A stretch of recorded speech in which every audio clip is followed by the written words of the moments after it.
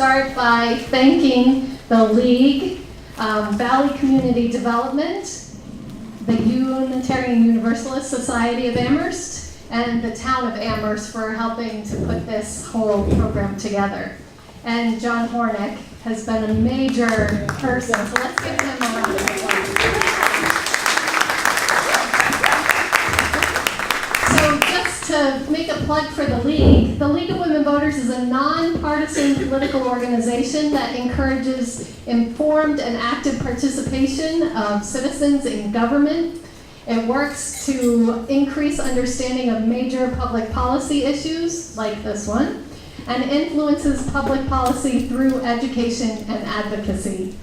The League has had a position. We've been in business in Amherst since 1939, and in 1966, we developed our first position on housing, low and moderate income housing. And since then, we have updated it several times, the last one being in 2001.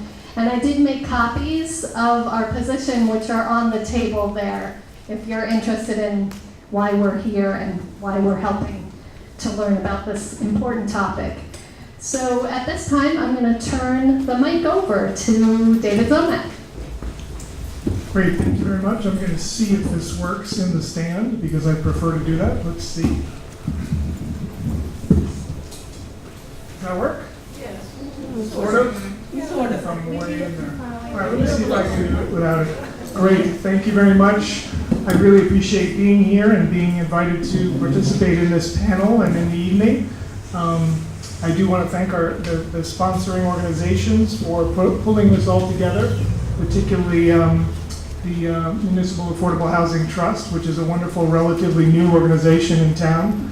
I also wanted to acknowledge tonight, right out of the gate, that we have members of the Select Board. The Amherst Select Board are here. Our chair, Doug Slaughter, is in the back. Andy Steinberg is with us tonight, and Alyssa Brewer. I think those are the three that I see, and I just want to acknowledge their participation in tonight's forum and their deep commitment to the subject matter tonight. I know that our town manager, Paul Bockelman, also wanted to join us tonight, but he's coming back from a conference. He was in touch with John and said that he just couldn't quite make it work tonight, so he wanted to be here, and I'm sure he will be at future meetings on this topic. Also in the room tonight are a couple of staff who I may reference in my brief remarks. Julie Fetterman, our health director, is here in the back on the left. Nate Malloy is one of our senior planners over to the right, and Nate works on affordable housing issues kind of top to bottom in Amherst. So thank you for those staff. I don't know if there are any other staff members here. Raise your hand, no? And then also I wanted to acknowledge, I see some planning board members out there as well in the audience, and it's terrific just to have this cross-representation of boards, committees, and staff who care deeply about this subject. So John asked me very quickly in opening remarks if I could just talk a little bit about some of the things that the town has been working on relative to affordable housing, and he didn't give me very much time, so I'm going to rattle through just some very quick statements because I think we want to get on to some of the other panels. But suffice it to say that Amherst is very committed to affordable housing. We work consistently with boards and committees throughout the year trying to forward many initiatives. We have a lot of work to do, we recognize that, but we are a major player in the game. So let me just go through a few of the things that I'd like to touch on. You may all be familiar with Beacons project in North Amherst. This is a proposed 130 unit market rate housing development in the Coles area, Coles Road. And if funded by DHCD, which we're optimistic that it will be in the coming months, it will include 26 deeply affordable units for low and moderate income families and individuals. And in particular, I wanted to acknowledge the Select Board and Mr. Bockelman's work and staff work because the town voted, the Select Board voted to support a $2.7 million TIF, a tax increment financing for that project. And again, we're optimistic that that project will be built in the coming months and years. I wanted to also note that Julie Fetterman, our health director, has organized we lost it there. It's in and out. How about we just go without it? We got some new batteries. So in the past year, Julie Fetterman has organized a series of meetings monthly with service providers and some of our partners in these efforts to look at the needs of those experiencing homelessness, the impacts on the community, and to increase communication between service providers. So that's an ongoing effort with the town and between our partners, and it's something that we think we've received great feedback on, and we hope to continue that in 2018. We have, working with the planning board, of course, supported zoning bylaw to allow apartments of one type and bedroom size if those units are affordable, and that's something that was approved by town meeting. We've also provided CDBG funds to Valley CBC for planning for studio apartment development, and we hope that that's going to move forward in the months ahead. We provided CPA funds to the Amherst Community Connections for rental subsidies. We provided funding to the Amherst Community Land Trust for construction of an affordable duplex in North Amherst. The town provided, through town meetings, CPA funds to Habitat for Humanity for 4 units of affordable housing, affordable home ownership to households earning approximately 50 to 60% AMI. On an ongoing basis, our police department and our fire department work with the good folks at Craig's Doors on a nightly, weekly basis, setting up teams to meet with staff there and to meet with clients to try to provide support for the shelter and the ongoing efforts there throughout the 6-month sheltering period. The town envisioned and the concept of staff support for the Affordable Housing Trust, and we worked with the trust, with John, with Tom, and others to get the CPA funding approved, and that went through town meeting last year, and we're in the process of working and supporting the trust to hire a part-time staff person to try to create a multiplier effect and really support the efforts of the trust. The town is also a member of UTAC, the University Town of Amherst Collaborative, and one of the subcommittees in that group is focused on housing of all kinds in Amherst, market rate housing, the entire housing market. Tony Maroulis is one of the co-directors of UTAC. He's here with us tonight, and part of his efforts, as well as Jeff Kravitz, our economic development director, are to help to forward ideas for more housing in all different categories in town.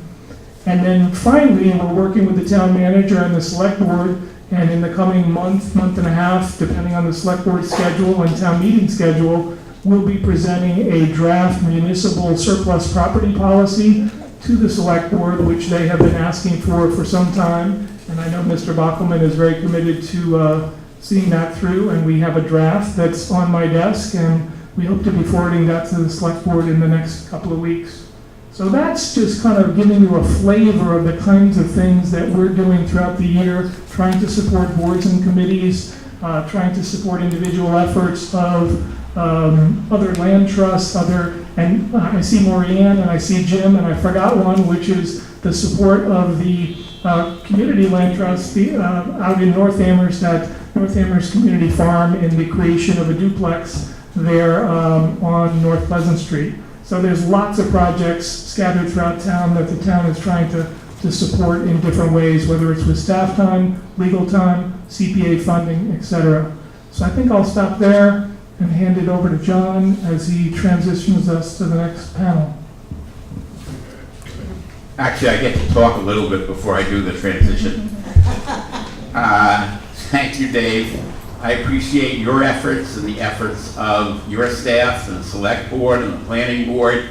And don't take anything I have to say personally, but you do need to do more. I knew that was coming. Good evening, and thank you all for coming on a dark and stormy night.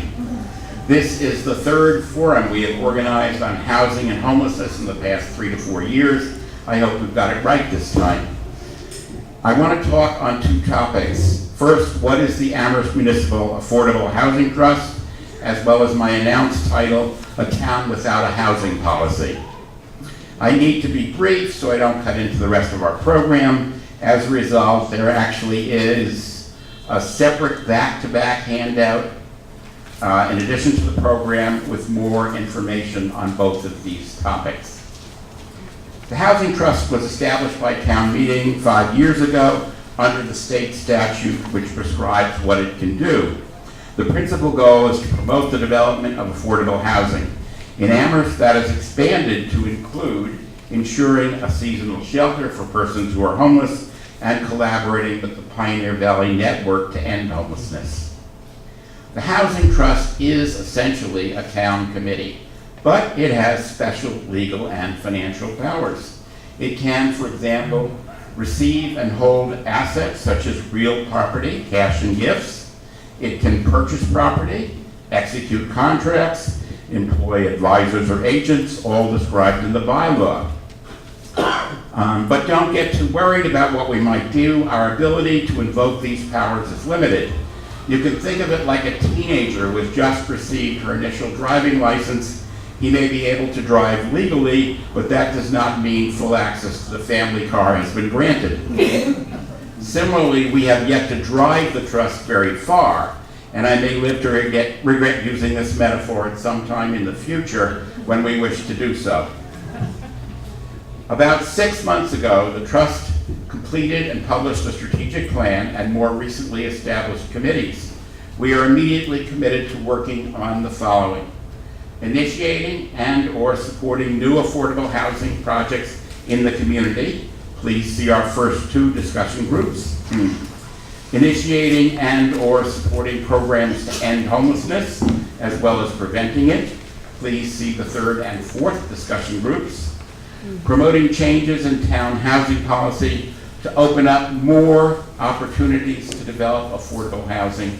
Please see our fifth discussion group. Which brings me to my announced topic, A Town Without a Housing Policy. As you will shortly see, that is hyperbole. But when I wrote that title, I was quite upset because I had come face to face with some very alarming findings. I knew they were going to be bad, but I did not realize just how bad. In the past 15 years, Amherst has seen the loss of close to 700 families with children under 18. Actually, it's an estimated 667 with some room for error, and it's according to U.S. Census data. Consistent with those figures, the State Department of Education reports that Amherst has seen the loss of over 1,000 school-aged children residing in the community in roughly the same period. So that's close to 700 families with children under 18 and over 1,000 school-aged children residing in the community. And the numbers appear to keep dropping. In a few years, we will wake up one morning to discover that our neighbors are all empty nesters or college students. We need young families. They are the active social investors looking to build community over the long term. They are looking further into the future. Unlike retirees and short-term college students, we need them to assure an active, vibrant community into the next generation. My immediate reaction to this analysis was to say, hey, or expletive deleted, we are desperately in need of a housing policy. We must not have one, because who would want this to be the result?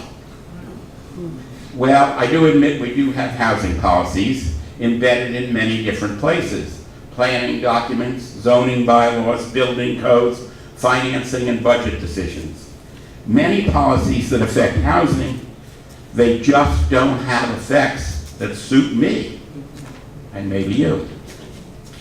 In addition to the town administration, I count 5 appointed or elected governmental bodies in Amherst that have responsibility for developing and acting upon housing policies. They are the Planning Board, the Housing Trust, the Community Preservation Act Committee, the Select Board, and of course, Town Meeting. In addition to these bodies, the community at large is a stakeholder that needs to support any policy.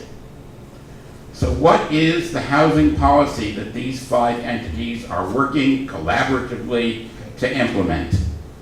That question includes 4 implicit assumptions. First, that these entities see themselves as being the authors or owners of a town housing policy. Second, that there is a housing policy recognized by the 4 entities. Third, that the housing policy is something they are collectively committed to implement. And fourth, that they are working collaboratively on implementation. What I've outlined is what I mean by being on the same page. And I don't think we are. Does that make any difference? With the housing problems faced by Amherst, which are not small, and have continued to grow each year for the past decade or more, it is a problem. And nothing is going to happen to reverse these trends unless we are on the same page, unless we have a common plan that we are working on collaboratively to implement. We as a community need to agree on what kind of housing we want to see developed, and we need to agree on what that translates to in terms of units by type. Do we, for example, want to see projects developed that would lead to 700 to 1,000 additional families with school-age children moving into Amherst? Beyond this, I do not have any magical solutions to offer you. That is the task of this evening and in the days, months, and years ahead. So my next task is to introduce the panel, and I'll do that while I ask them to come up and take seats at the table.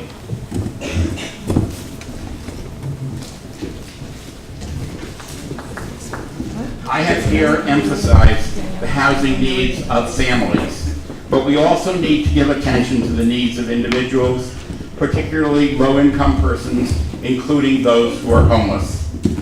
So, in introducing this panel, let me offer first an example of a recent zoning bylaw change.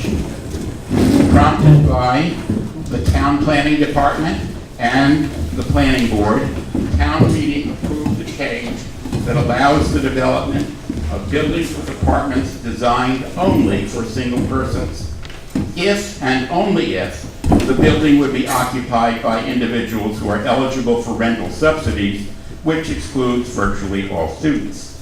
These are not dormitories. I am pleased to report that Valley Community Development Corporation has announced an interest in undertaking this development in Amherst and has been actively looking for a potential property. Their efforts deserve our full support. But let me introduce the panel to you so that you can hear directly how this project would work. Let us welcome Joanne Campbell, Executive Director of Valley, Laura Baker, Valley Real Estate Program Manager, Danielle McColgan, an SRO outreach coordinator who, under a CHD contract with the City of Northampton, works with the residents of Valley's existing programs, pictured in these photographs to my right, and Kate Shapiro, a Department of Mental Health case manager. Good evening. So I'm Joanne Campbell, and I will start off, and then I'm going to ask Laura to speak, and then Danielle, and then Kate.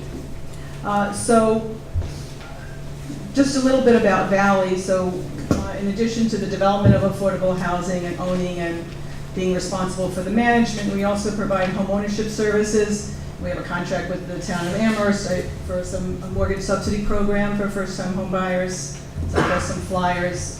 We also do anywhere from pre-purchase all the way to foreclosure prevention and anything in between for homeowners, free services. We basically provide those services throughout Hampshire County, but we primarily focus on Northampton, Amherst, East Hampton, and Hadley. And then we also provide small business counseling services for entrepreneurs or people who are wanting to start small businesses or expand their small business.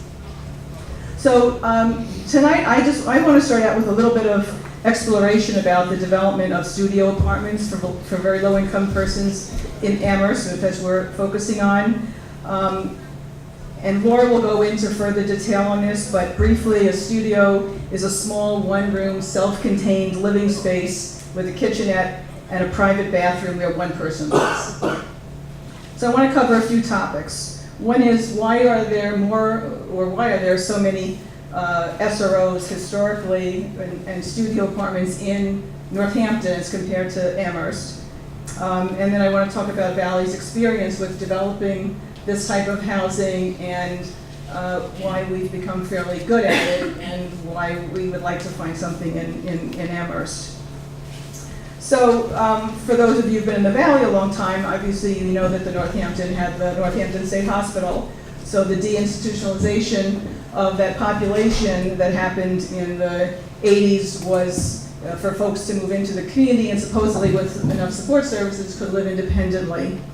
The VA hospital that's in Northampton as well draws veterans with substantial health needs and possibly some other challenges to the area as well. And as I was doing some research, I found an old study back from the late 80s that Northampton had commissioned a study to look at SROs and maybe come up with an SRO model for the city. And though the city continued to lose studios and SRO units, the community did rally around trying to preserve some of the existing properties that were in town, as well as created the position of the SRO Outreach Coordinator. So that position has been around for many years, and Danielle will talk about that further. So from some old rental listings I found, I've located about 260 units of housing that existed in Northampton that were studios or SROs. So I just wanted to give you a quick history of sort of what happened to those properties, and many of you may know of them.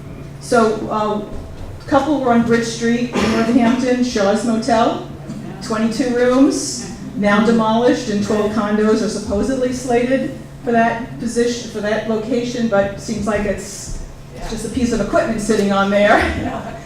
Augie's, which was on top of the antique store that had a fire a number of years ago, and it now is renovated for market rate apartments up there. And their clientele was mostly veterans and former Northampton State Hospital clients, and these were really run by family-based businesses. Mrs. Shaw's, Augie. The Bay State Hotel on Strong Avenue, 21 rooms. It's now home to Sierra Grill, Molino's, Bishop's Lounge. It was sold for redevelopment in the 2000s. On the other hand, some of these buildings have been purchased and redeveloped by nonprofits like Valley and others. For example, and I just, John referred to the board, I have all of our SROs in studio apartments there, and then I also put some that are owned by Wayfinders, formerly known as HAP Housing. So Valley's 82 Bridge Street is a 15-room building that is currently slated for rehab and renovation to a 31-unit studio apartment building. And with special population serves, certain number of units set aside for people coming out of homelessness. Valley's Go West building in Florence, I guess for the old timers, it was called Go West because there was a store there. It was a 23-room building. We purchased and rehabbed that in 2004 into 17 studios with commercial spaces on the first floor. Valley's North Maple Street property, an 11-unit building reserved for folks coming out of homelessness. That was purchased in 1994 and a full renovation was completed in 2010. Valley also created a new studio building by renovating a property on Lower King Street that has 10 studios, 5 which are set aside for formerly homeless individuals. It's across from Elizabeth Seton Church on the lower end of King Street. 66 Green Street, which was, yeah. And I know there's a lot of women who moved there when they first came to the area. $10 a week. $10 a week. And Smith wanted to expand their campus and ended up buying that building, and in return they built a brand new building at Earl Street next to the Smith Stables. So that new building has 14 studios, and that picture is on the board there, now owned by Wayfinders. The Lorraine, which is on Pleasant Street, where Congressman McGovern's office is, was a 32-unit building that was purchased and rehabbed by Wayfinders in 1998. It's now 30 studios, all affordable. 129 Pleasant Street, which has recently been torn down. It was 58 rooms. It's been demolished and is being replaced by a 70-unit apartment building with a mix of studios and one-bedrooms with both affordable and market rate units. And that's that yellow brick building on Pleasant Street for folks who've traveled over there. And that's being developed by Wayfinders. So Valley is an experienced housing developer. So sort of how does it make us ready to do this kind of development? And so we do this work because we have professional real estate project managers like Laura historically. We hire professional property management companies with expertise in affordable housing and financial management. Valley and property management collaborate with service providers, some of who are in the room here today. So property management staff, myself, and a wide range of service providers who focus on these various populations living in studio housing. We meet on a bi-monthly, every other month basis in Northampton to work together to ensure that the people remain housed and receive appropriate services so they can maintain their housing. And you'll hear from some service providers a bit later. So we currently own and manage 53 SRO/studios in Northampton in 4 buildings, both in Florence and in Northampton. We bought our first property in 1990, and we redeveloped our most recent property in 2011. That was the King Street property. So as I mentioned, we're currently on track to take the building we first purchased in 1990 on Bridge Street and rehab it and expand it into 31 studio apartments. And we've just been invited in to a state supportive housing round at the state level. So that's really good news for us because we don't go into the big rental round.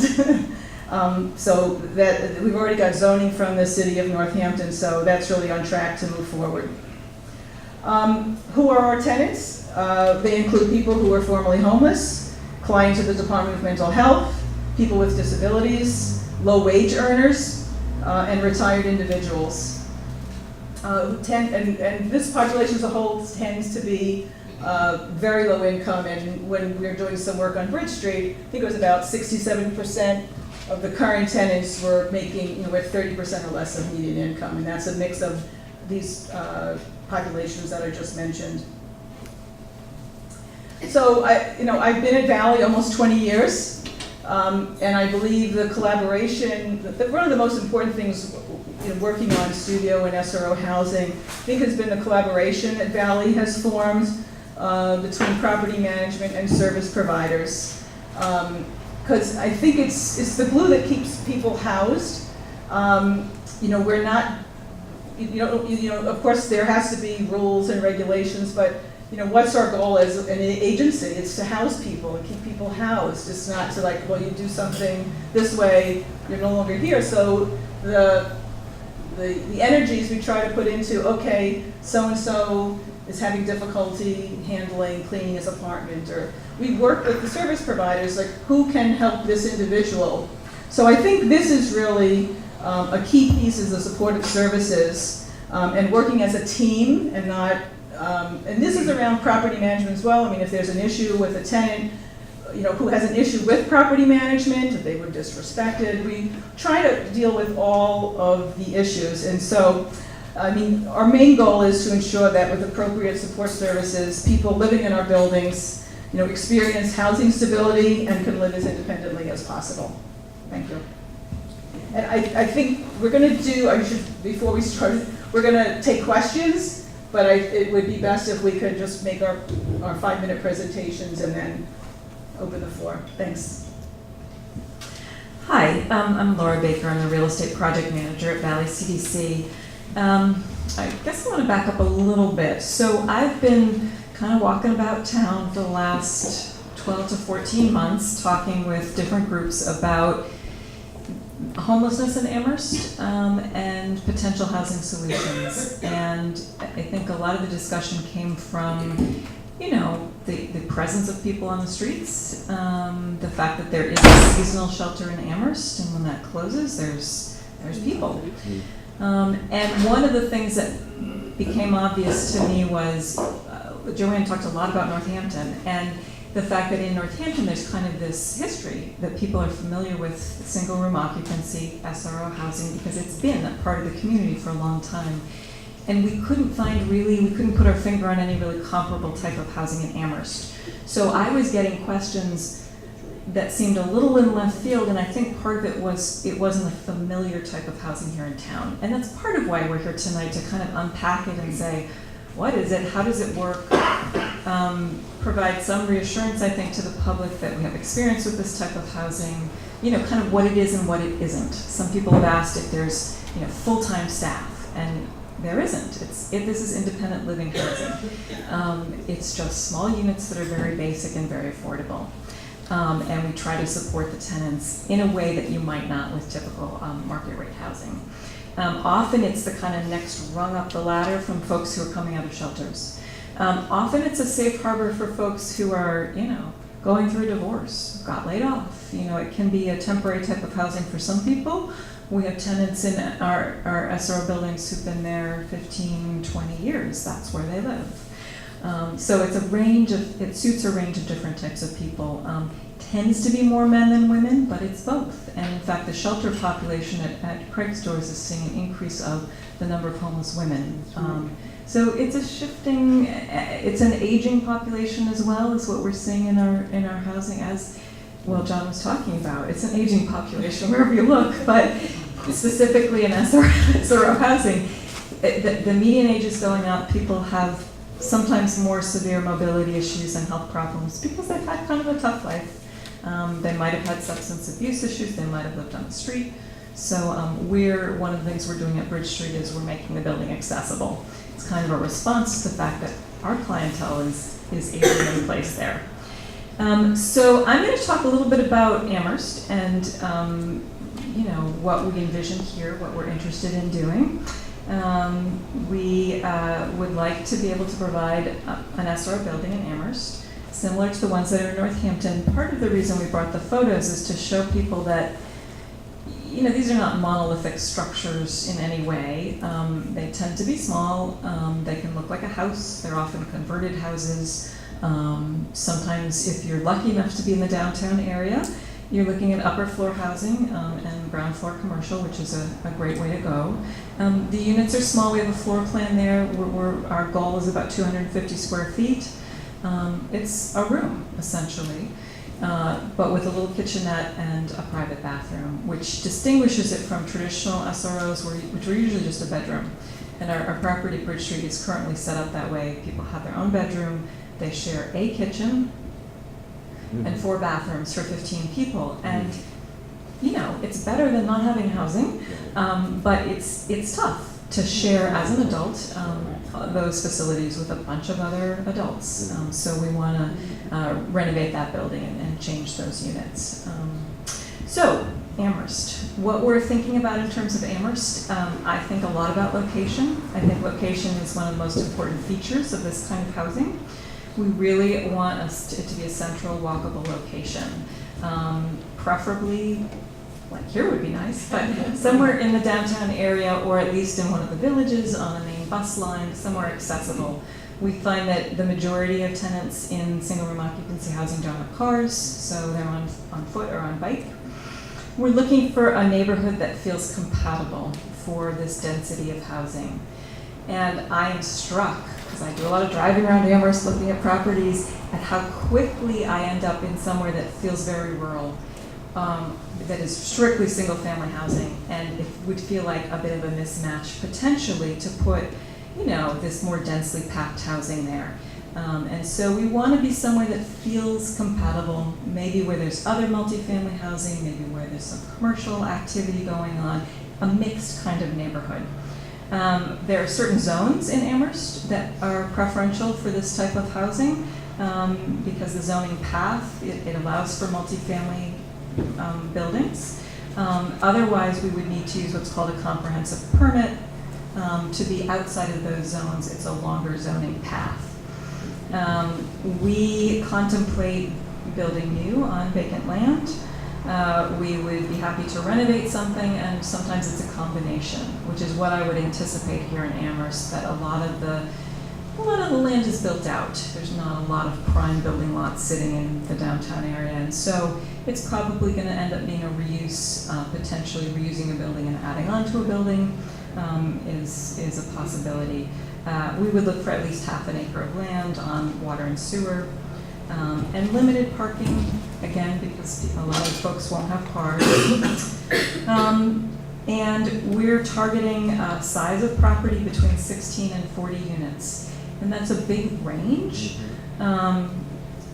because we need to be able to be responsive to the sites that we find, and also there are certain economies of scale in terms of the building cost as well as the operating cost if you get to a larger building, as well as the ability to have service providers come on site. So it's somewhere in that range.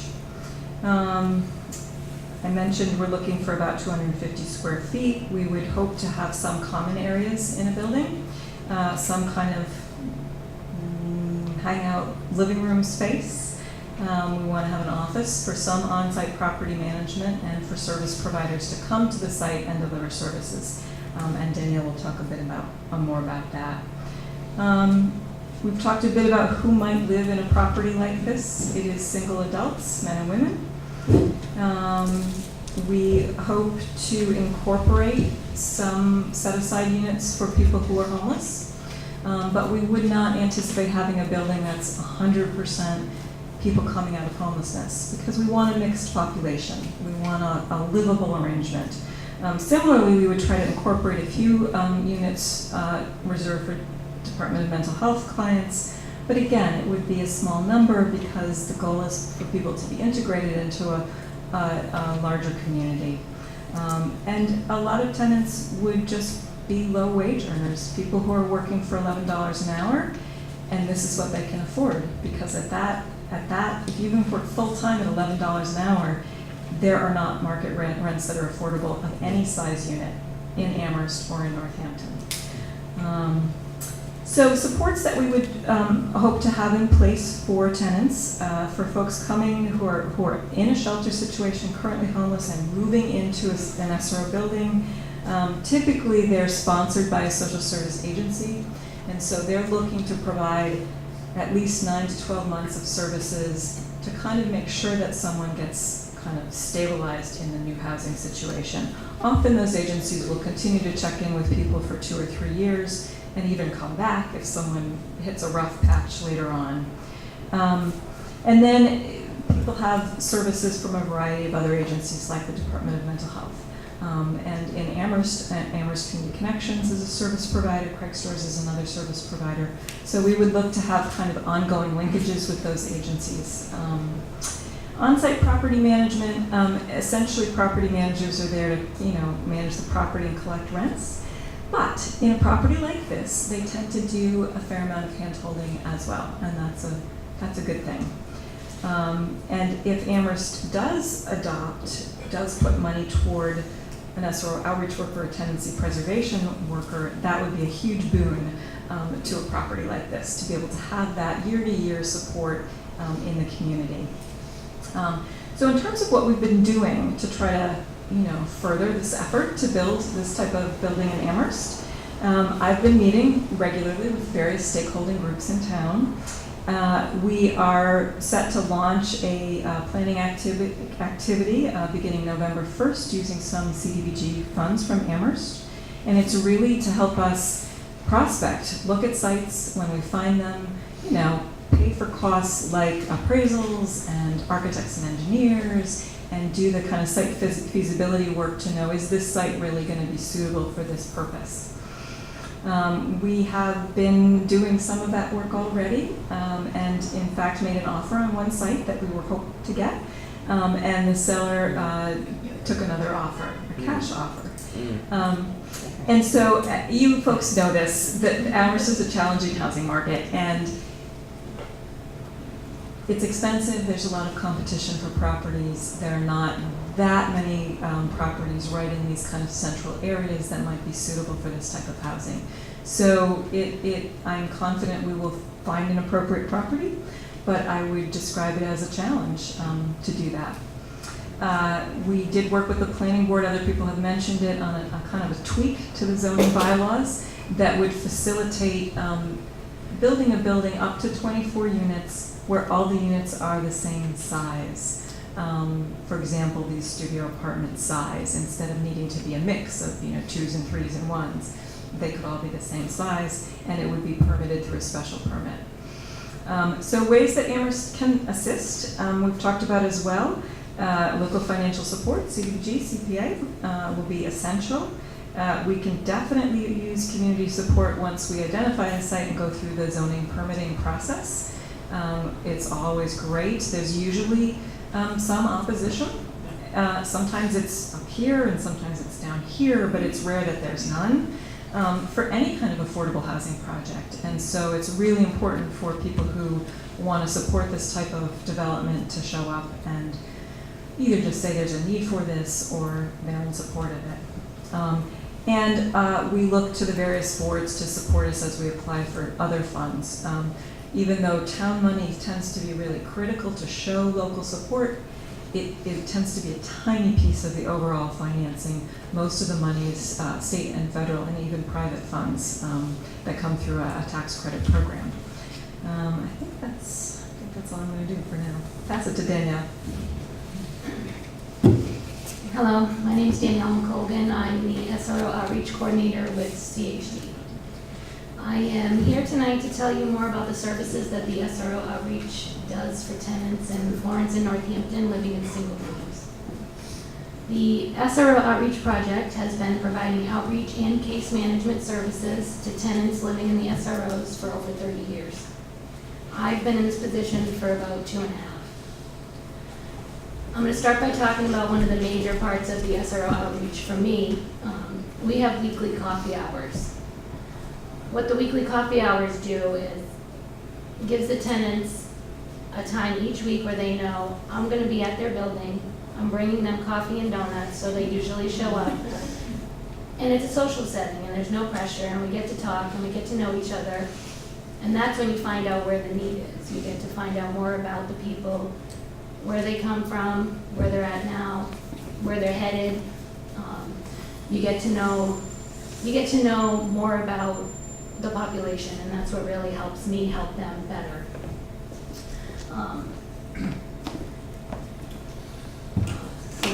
Coffee hours are also a great time for me to schedule workshops. Sometimes I use the coffee hours to bring in outside providers. We've had nutrition workshops. We've had arranged for the public health nurse in Northampton to do flu shots for free. We talk about fuel assistance, budgeting, health and wellness, and these come periodically throughout each year at the different sites. Other examples of outreach support we provide are things like helping tenants apply for Mass Health, SNAP benefits, Social Security benefits if they can no longer work. Some people need help applying for unemployment. Gathering all the paperwork that these agencies need can be really hard and it's very time consuming, so that's another part of the puzzle for us. Sometimes people just want to go back to work. They need help creating their resume again, or getting prepared for a job interview, getting clothing so they look presentable at a job interview, practicing some questions and answers for a job interview. Those are some of the tasks. Then we have some tenants who've expressed wanting to go back to school. So then it's about figuring out what are the next steps so they can further their education. The SRO outreach will make referrals to agencies when needed to places like Highland Valley Elder Services, ServiceNet, CSO, the Department of Mental Health. CHD has outpatient clinics that we refer some clients to. I've referred clients to Community Action for help with rental arrearages or fuel assistance. I would contact Veteran Services if there's a veteran in need of help, contact Safe Passage if there's a victim of domestic violence. So it's basically connecting the tenants with any type of service that's going to better their chance of stabilizing and preventing homelessness. Transportation is another huge part of my job because, like it was pointed out, a lot of the tenants do not have vehicles and sometimes no bus money. So I'll provide rides to medical appointments. We provide rides to the grocery store, the Northampton Survival Center, the Transitional Assistance Office, the Social Security Office, kind of anywhere that they need to get that they can't, and it's really important for them to better their lives. The SRO Outreach Project also has a food pantry in the First Church of Northampton. We provide emergency food items to the tenants. They can come once a month, and it provides about a week's worth of food for the tenants. And while each person has a different level of need, our goal remains the same: to stabilize the tenants and prevent homelessness, to connect them with the services and resources to help them better manage their lives and move toward greater self-sufficiency. For some, this means a lot of hand-holding, and for others, it's not so much. I found that the capabilities and the vulnerabilities differ from person to person, and everybody has a different need. And the tenants at the SRO can contact me whenever they need something. Their cases don't close. It's ongoing as long as they live there, because some people might even out for a little while and then something comes up. Or they get that piece of mail and they don't know what it means, and they need to turn in some paperwork and they don't know how to do it. Tasks like that are very, very hard for some people, and it's easier if you have someone to sit with you to go through the process. Before I close, I was going to share one story about a gentleman I've been working with for just over a year who kind of needed a whole range of stuff. But I met him through a social worker at Cooley Dickinson Hospital. He had been living at the SRO for maybe 10 to 15 years, the Northampton Lodging, and he'd been working 20 years full-time, paying his bills, taking care of his cat, didn't drive, walking to work, and on his way he had 2 strokes one morning. He had 2 strokes, made it to work and was trying to work. He didn't know he had 2 strokes, he thought he was sick. They convinced him to go to the hospital, and he was admitted. He had to stay for a while, for weeks, and then to go to a rehab. But in the meantime, he couldn't afford his health insurance because he wasn't working, so the payments were getting made, his insurance got canceled.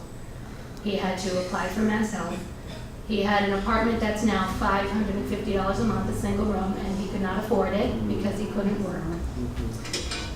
Throughout this year, it's been a really hard process for him, but he was able to get Mass Health benefits, get emergency food stamps. He goes to the Northampton Survival Center so that he could, because they give cat food as well, so he was able to feed his cat and get some necessities there. He applied for Social Security benefits and surprisingly got it the first time around, which doesn't happen very often. And he was able to get into a subsidized unit, so now he pays 1/3 of his income, and he's able to focus on his health because he's not going to be able to work. And while he misses it, it's a little more easier for him to manage because he knows he's not going to be homeless. He can afford his rent. He can feed himself and his cat. He can pay for his medications that he couldn't pay for before he had Mass Health. And my goal for him and for all the other tenants at the SROs is that they just gather enough tools that they can use from time to time to handle what life throws at you, because it's not easy for anybody. And if you're coming out of homelessness, it can be a greater challenge. So that's really it. Thank you.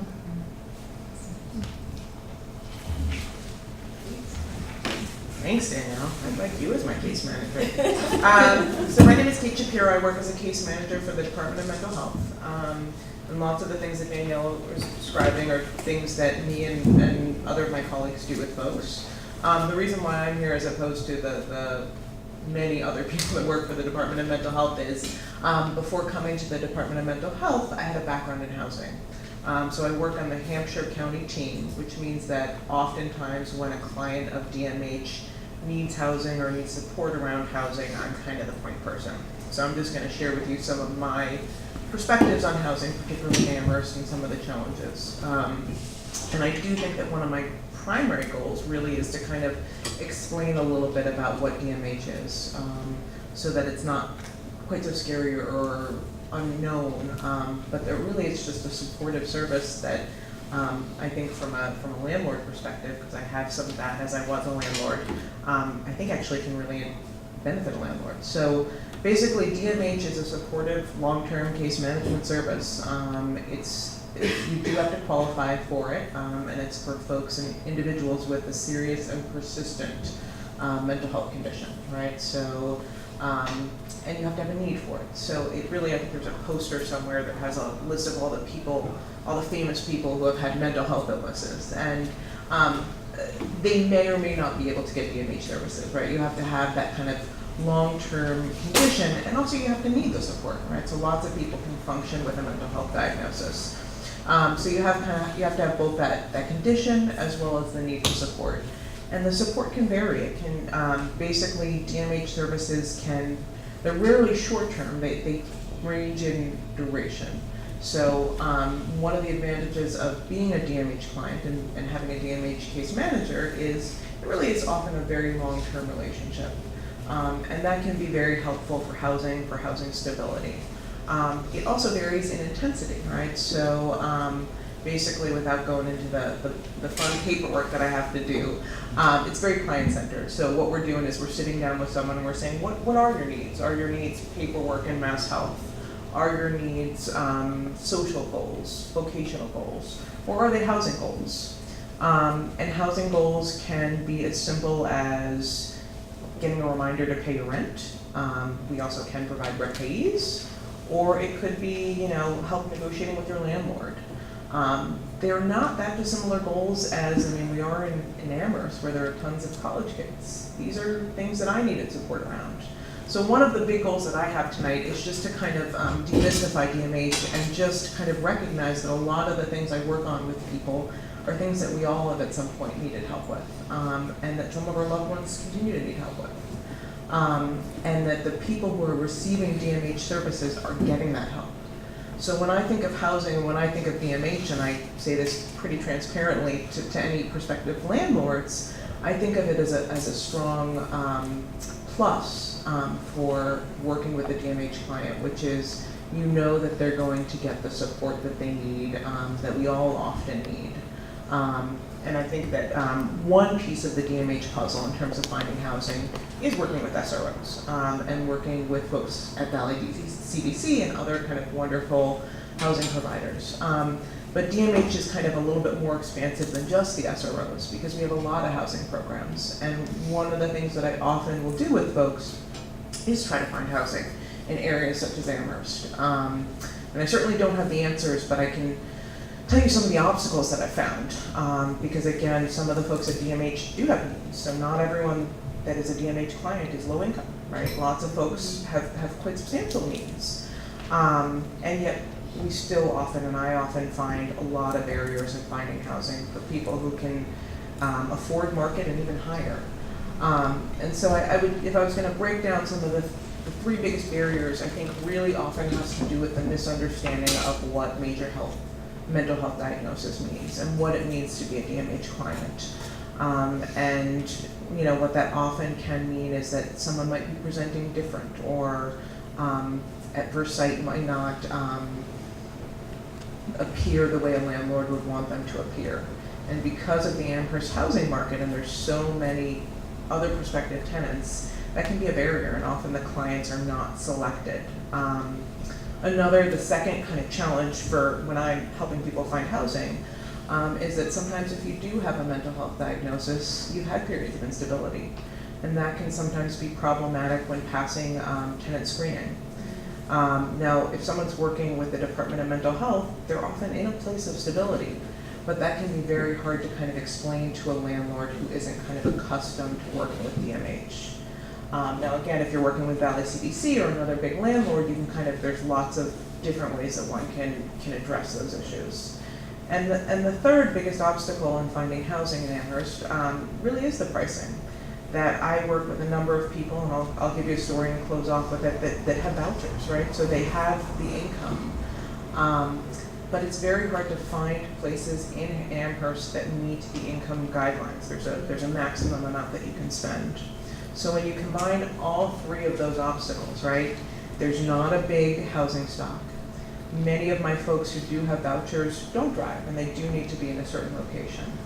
And then you have what I would kind of call bias or misunderstanding of presentation of some of the folks that I'm working with, combined with a history at times of not a perfect kind of tenant screening. It really, really, really limits the housing options. And I do think, particularly if you can afford it or you have a voucher, that everyone is kind of entitled to great housing, not just kind of subpar. And one of the ways that you can get that is starting off with an SRO. But just as a slight story, recently I was working with a gentleman who had a particular kind of voucher that acts similar to a Section 8. It's aimed at people who were previously homeless or hard to house. To me, it's the dream voucher. So the goal of it is to house him quickly, and to ensure the landlord that they're going to get paid. He doesn't even sign the lease. It's signed by one of our subcontractors. On top of that, you're guaranteed that there's going to be supportive services from DMH. With all these, and the whole goal is to house him quickly. With all these guarantees, it was a hugely painful process to try to get him housed, and at one point I didn't think we were going to be able to. That we would approach landlords and they would hear the DMH or that he wasn't signing, and that was a turnoff, and we wouldn't get phone calls back. Or he would get screened. Now he's not going to even pay the rent, right? He's going to have service providers and someone else is going to be paying. And still, even with that, it was a pretty arduous process. And so eventually we did find a real estate agency that had worked with our subcontractor and was really open and said, oh, I know this program. Oh, I know DMH is going to be great and this is going to be a great service. So in terms of, just to kind of wrap it up, I think I don't have all the solutions for Amherst in terms of the cost of housing and the housing stock. I think perhaps the LACDC is one solution. But I do think kind of trying to break down some of those barriers and some of those misunderstandings about what it means to have mental health diagnoses, to have DMH services, and really to establish relationships with small and big landlords so that it's not such an obstacle to kind of house people who really need to be housed, because that really helps them and helps the community. So those would just be some of my thoughts, and it's wonderful when you do get people housed in Amherst, which he eventually did. So, you know, I'm gonna leave it up to the organizers because I know we're running over, and we are moving into the workshops, which will continue this conversation. So. Okay, so at this time, we're going to transition. First, thank you very much to our panelists.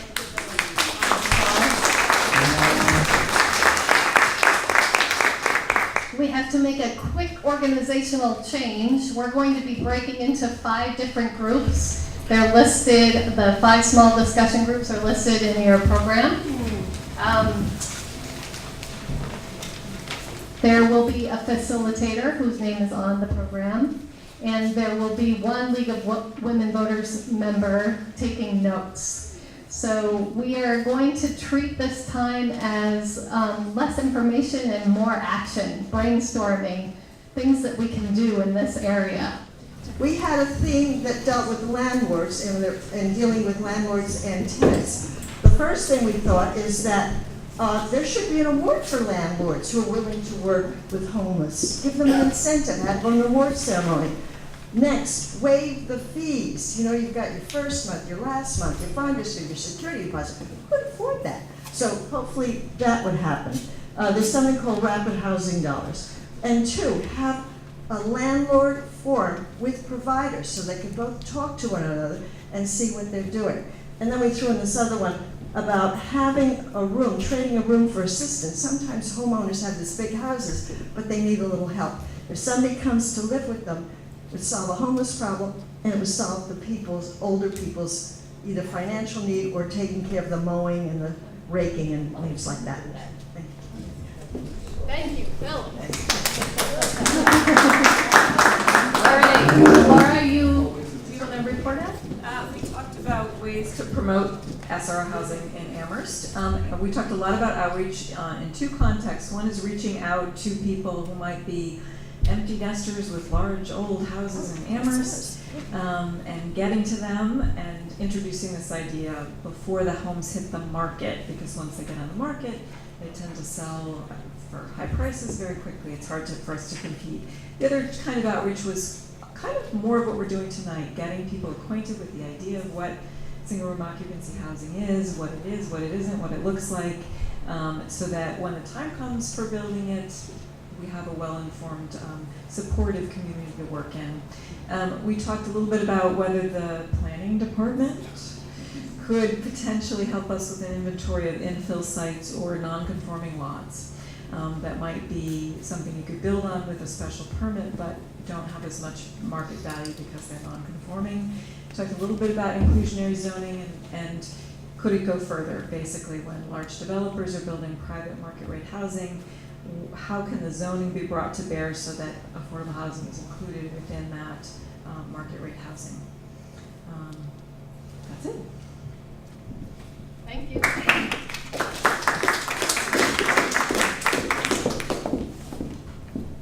All right, we talked about a lot up here.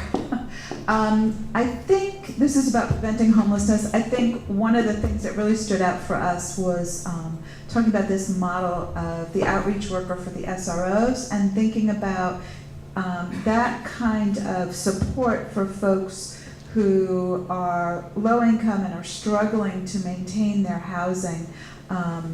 Some kind of outreach that was connected to properties where folks are living so that before things get really tough and before they're at that point where they're going to have to leave town and move to another community south of here where it's a lot cheaper.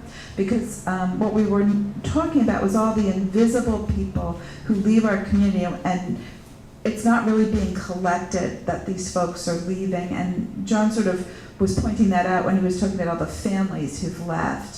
And so, is there a way for there to be more support for people before they hit the courts, where there's certain types of supports there when you're about to get evicted, but something that is more available in a consistent way for folks? We also talked about building relationships with landlords so that landlords can somehow be part of, again, identifying when there are problems, helping to connect people with resources in the community. And we actually do have a few landlords in town who will do that. And so that's really kind of a model for what other landlords could be doing. You know, telling tenants, you know, here's a place in town where you can go to get a little help with this problem you're having. It benefits a landlord too, because then they've got a consistent tenant. And then we talked about stigma, the fact that folks who are really struggling and maybe have experienced homelessness already, they get housed, but there's a certain amount of stigma that they feel and that the community feels about having them in the neighborhood perhaps, and how we can address that stigma so that there isn't this type of recidivism of folks being housed for a certain period of time, but then not being able to maintain that for a variety of reasons, and then ending back up on the streets somewhere and back in shelter.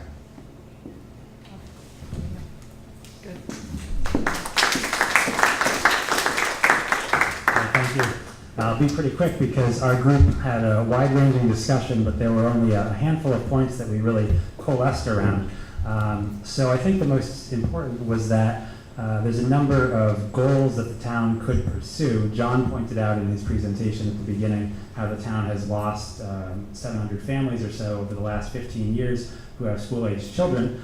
And we also know that we've received a number of reports over the years that made recommendations that the town build a certain amount of certain types of housing.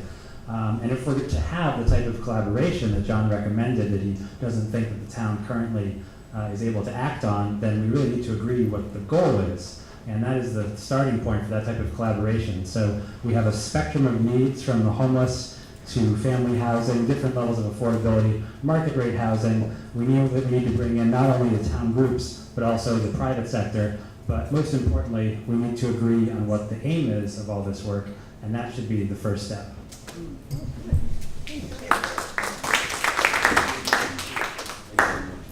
Sorry.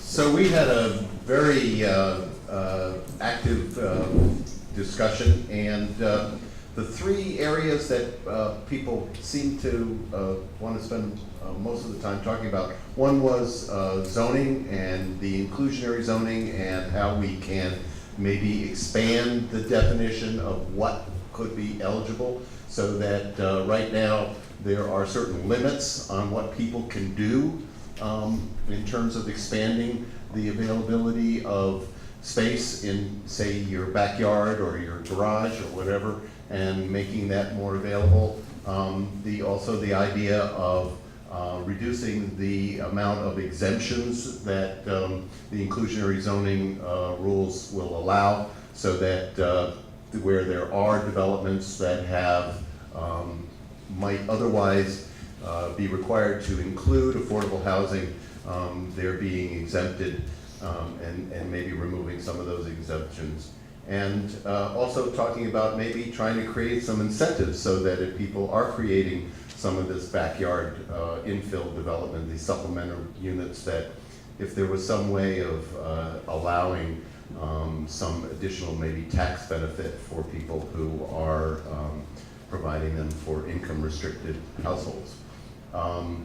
The other area that people wanted to talk a little bit about was the idea of a more targeted, more proactive, more active recruitment of affordable housing developers, and giving them perhaps an RFP that puts together a package of incentives and says, if you come to our town, if you build so many units, we will provide you with things like zoning, with the tax incentives, with CPAC money, but we want units. And we don't want just a few units that get tacked on to a larger market rate development, but we want real solid affordable housing development. And the last point that everybody was pretty strong about, and we kept coming back to, was how do we, and it's a hard one, and given that our topic was supposed to be leveraging what we already have, so I have to kind of figure out a way to massage the message, but it's really how do we become a more welcoming community? Because people felt that the real problem was there's a lot of people that just don't want to create affordable housing because they're afraid of who might live there. And if we can create a more welcoming community in which the people who have less resources are really welcomed and made to feel that they belong, and that they deserve a decent place to live, that we would be going a long way towards solving the problem.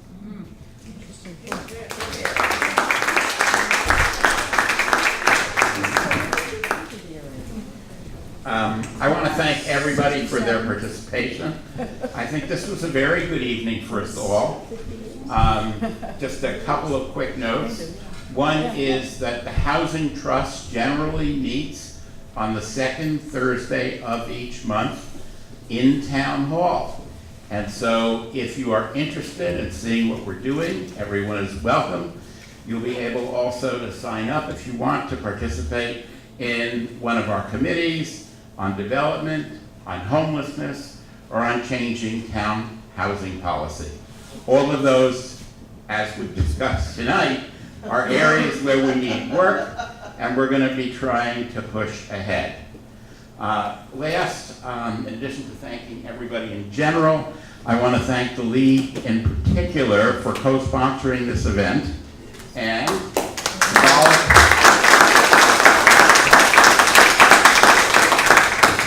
I have a gift for Rebecca.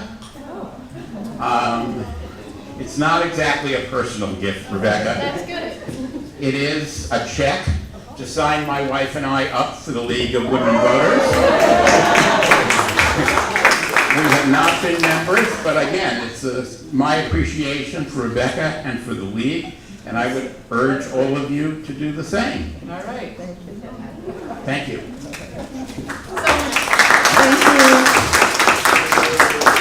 Thank you all for coming. I think there were a lot of good ideas thrown out there, a lot of good learning happening. We have a lot to work on, but we have a lot to be proud of too. And I think we in Amherst have a hard time recognizing all the good work we are doing. We are doing a lot of work, and thank you to a lot of you in the room for working so diligently on these issues. Please take some goodies on the way out. Please sign your name and your email, and thank you again. Thank you.